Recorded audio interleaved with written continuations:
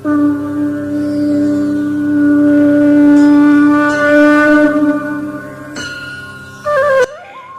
श्री राम। हमारे YouTube channel पुरातन कथाएं में आपका हार्दिक स्वागत है। आज के इस भाग में हम आपको इक्ष्वाकु वंश तथा मिथिला के राजा जनक के कुल के बारे में बताएंगे। पिछले भाग में हमने आपको राम की बारात के मिथिला आगमन के विषय में बताया था और अब इससे आगे महाराजा जनक के कनिष्ठ भ्राता कुशध्वज जो सांकास्यपुरी में रहकर राज्य का प्रबंधन किया करते थे, अपने अग्रज महाराजा जनक तथा गुरु शतानंद जी को प्रणाम करने के पश्चात वे बोले, हे भ्राता, अयोध्यापति पधार चुके हैं, इसलिए अब विवाह संबंधी कार्यों का शुभारंभ कर देना चाहिए। इस पर महाराजा जनक ने अपने कुलगुरु शतानंद जी से कहा, गुरुवर, भाई कुशध्वज के कहने के अनुसार हमें शुभ रीतियों और विधि विधान के अनुसार कार्य प्रारंभ करना चाहिए। अतः आप शीघ्र जाकर अयोध्यापति महाराजा दशरथ को राजकुमारों सहित आदरपूर्वक यहाँ लिवा लाइए। शतानंद जी ने जनवासे में राजा दशरथ के पास पहुंचकर उनसे आदरपूर्वक कहा, महाराजा धीराज, मिथिला नरेश महाराजा जनक अपने कनिष्ठ भ्राता कुशध्वज परिजनों व समस्त मंत्रियों के साथ आपके दर्शनों के लिए उत्सुक है, अपने दरबार में आपकी प्रतीक्षा कर रहे हैं, इसीलिए आप अपने मंत्रियों सहित पधार कर उन्हें कृतार्थ कीजिए। राजा जनक का संदेश पाकर राजा दशरथ गुरु वशिष्ठ मंत्रियों एवं राजकुमारों के साथ वहां पहुंचे जहां राजा जनक उनकी प्रतीक्षा कर रहे थे। मिथिलाधिपति ने खड़े होकर उनका स्वागत किया और उन्हें बैठने के लिए यथोचित आसन प्रदान किया। जब सब अपने अपने स्थानों पर विराजमान हो गए तो इक्ष्वाकु वंश के कुलगुरु वशिष्ठ जी ने राजकुमारों का गोत्र पढ़ना प्रारंभ किया, जो इस प्रकार था। आदि रूप स्वयंभू ब्रह्मा जी से मरीचि का जन्म हुआ। मरीचि के पुत्र कश्यप हुए। कश्यप के विवस्वान और विवस्वान के विवस्वत मनु हुए। विवस्वत मनु के पुत्र इक्ष्वाकु हुए। इक्ष्वाकु ने अयोध्या को अपनी राजधानी बनाया और इस प्रकार इक्ष्वाकु कुल की स्थापना की। इक्ष्वाकु के पुत्र कुक्षी हुए। कुक्षी के पुत्र का नाम विकुक्षी था। विकुक्षी के पुत्र बाण, बाण के पुत्र अनारण्य हुए। अनारण्य से पृथु और पृथु से त्रिशंकु का जन्म हुआ। त्रिशंकु के पुत्र धुंधुमार हुए। धुंधुमार के पुत्र का नाम योनाश्व था। योनाश के पुत्र मानधाता हुए और मानधाता से सुसंधि का जन्म हुआ। सुसंधि के दो पुत्र हुए, ध्रुवसंधि और प्रसेनजीत। ध्रुवसंधि के पुत्र भरत हुए। भरत के पुत्र असित हुए। असित के पुत्र सगर हुए। सगर के पुत्र का नाम असमंज और असमंज के पुत्र का नाम अंशुमान था। अंशुमान के पुत्र दिलीप हुए। दिलीप के पुत्र भगीरथ हुए। इन्हीं भगीरथ ने अपनी तपोबल से गंगा को पृथ्वी पर लाया। भगीरथ के पुत्र कुकुत्स और कुकुत्सत के पुत्र रघु हुए।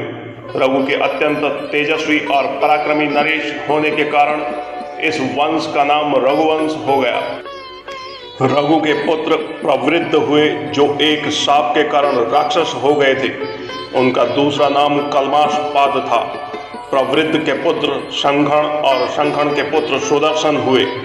सुदर्शन के पुत्र का नाम अग्निवर्ण था।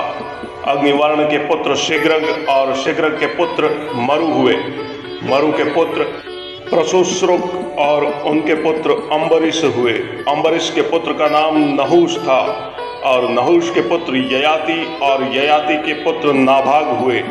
नाभाग के पुत्र का नाम अज था और अज के पुत्र महाराजा दशरथ हुए। और दशरथ के ये चार परम प्रतापी पुत्र रामचंद्र, भरत, लक्ष्मण तथा शत्रुघ्न है। इक्ष्वाकु कुल का वर्णन करने के पश्चात वशिष्ठ जी ने कहा, हे राजन, अब आप भी अपनी वंश परंपरा का परिचय दीजिए, क्योंकि विवाह जैसे मांगलिक अवसरों पर दोनों ही कुल अपने अपने वंश का परिचय देते हैं। राजा जनक बोले, महर्षि, आपने सर्वथा उचित बात कही है। अब मैं भी अपने कुल का परिचय देता हूँ। प्राचीन काल में निमि नामक एक धर्मात्मा राजा हुए थे। उनके मिथि नामक पुत्र हुआ, जिन्होंने मिथिला नगरी बसाई। मिथि के पुत्र का नाम जनक था और उन्हीं के नाम पर मिथिला के राजा लोग जनक लगाते हैं। जनक के पुत्र उदावसु और उदावसु के पुत्र नंदिवर्धन हुए। नंदिवर्धन के पुत्र का नाम शूरवीर था और शूरवीर के पुत्र सुकेतु, सुकेतु के पुत्र देवरात हुए। देवरात के पुत्र का नाम बृहद्रथ था और बृहद्रथ के पुत्र का नाम महावीर और महावीर के पुत्र सुधृति हुए। सुधृति के पुत्र का नाम दृष्टकेतु, दृष्टकेतु के पुत्र हर्यश्व, हर्यश्व के पुत्र मरु और मरु के यहाँ प्रतिंधक की उत्पत्ति हुई। प्रतिंधक के पुत्र कीर्तिरथ, कीर्तिरथ के पुत्र देवमीड, देवमीड के पुत्र विबुद्ध, विबुद्ध के पुत्र महेंद्रक हुए। महेंद्रक के पुत्र का नाम कीर्तिरथ था और कीर्तिरथ के पुत्र महारोमा, महारोमा के पुत्र स्वर्णरोमा, स्वर्णरोमा के पुत्र हर्षरोमा हुए। हर्षरोमा के दो पुत्र हुए, इनमें से बड़ा मैं हूँ और मुझसे छोटा कुशध्वज है। हम दोनों भाई इसी प्रदेश में रहकर राजकाज संभालते थे। कुछ काल पहले सांकास्य के पराक्रमी राजा सुधन्वा ने मिथिला पर आक्रमण कर दिया था। वह चाहता था कि मैं सीता का विवाह उसके साथ कर दूं। मैंने उसकी मांग पूरी नहीं की। इसके लिए मुझे उसके साथ युद्ध करना पड़ा, जिसमें सुधन्वा मेरे हाथों से मारा गया।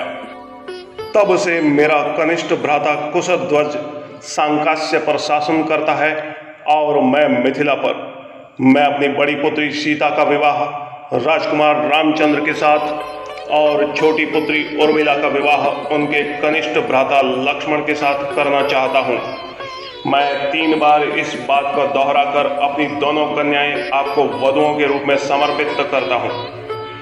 फिर वे राजा दशरथ से कहने लगे, हे नृपश्रेष्ठ, अब आप इनसे गोदान कराकर नंदीमुख श्राद्ध का कार्य संपन्न कीजिए। इसके पश्चात लोक प्रचलित पद्धति के अनुसार विवाह का कार्य प्रारंभ किया जा सके। यह अवसर सर्वथा उपयुक्त और कल्याणकारी है। आज माघ नक्षत्र है। आज से तीसरे दिन फाल्गुनी नक्षत्र होगा। इससे अधिक उपयुक्त समय विवाह के लिए दूसरा नहीं हो सकता। आप इन दोनों भाइयों के अभ्युदय के लिए गौ, भूमि, स्वर्ण, तिल आदि का दान कराइए। राजा जनक के कथन समाप्त होने पर महामुनि विश्वामित्र बोले, हे राजन, आप और राजा दशरथ के ही कुल पूर्णतया धर्मपरायण, कीर्ति युक्त एवं समान है। अतः दोनों कुलों में विवाह संबंध सर्वथा उपयुक्त है। सीता और उर्मिला भी राम और लक्ष्मण के सर्वथा उपयुक्त है। आपके कनिष्ठ भ्राता कुशध्वज भी आपकी ही भांति धर्मपरायण एवं प्रतिभा संपन्न है। उनकी भी 2 रूपवती, सुंदर एवं विवाह योग्य कन्याएं हैं। हे नरश्रेष्ठ, मैं चाहता हूं कि उनका भी विवाह महाराजा दशरथ के 2 योग्य पराक्रमी पुत्रों भरत और शत्रुघ्न के साथ हो जाए। विश्वामित्र की बात सुनकर जनक बोले, हे मुनिवर, आपके इस आदेश को स्वीकार करते हुए मैं अपने कुल को धन्य समझता हूँ। आप भरत और शत्रुघ्न को आज्ञा दीजिए कि वे कुशध्वज की दोनों कन्याओं मांडवी और श्रुतकीर्ति को अपनी अपनी पत्नी के रूप में स्वीकार करें। इसके बाद मिथिला नरेश से अनुमति लेकर राजा दशरथ, गुरु वशिष्ठ और विश्वामित्र जी जनवासे के लिए प्रस्थान करते हैं। आज के भाग में बस इतना ही। इससे आगे की कथा हम आपको अगले भाग में सुनाएंगे। हमारा आज का यह भाग आपको पसंद आया हो तो लाइक करें, हमारे चैनल पुरातन कथाएं को शेयर करें, सब्सक्राइब करें तथा अपने सुझाव कमेंट्स बॉक्स में अवश्य लिखें। धन्यवाद।